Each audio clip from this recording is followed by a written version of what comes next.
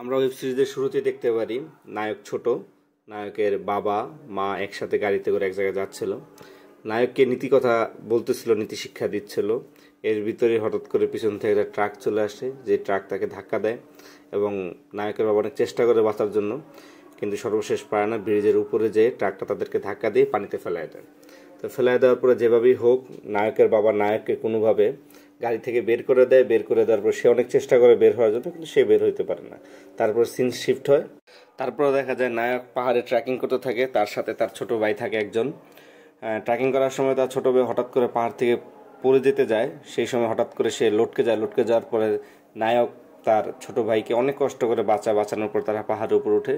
পাহাড়ের উপর ওঠার পরে তার ফোনে একটা ফোন আসে।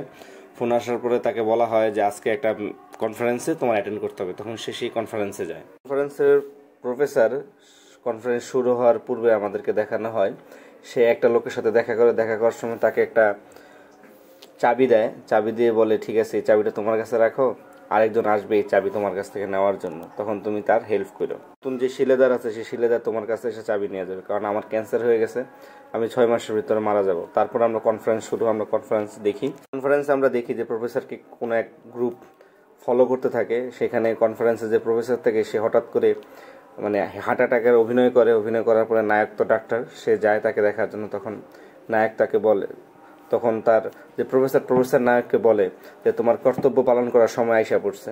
তখন নায়ক কিছু বুঝতে পারে না। তারপর কনফারেন্সে যখন সে একটু সুবিধা হয়, তখন সে একটা সাইন করা বই নায়ককে দেয়।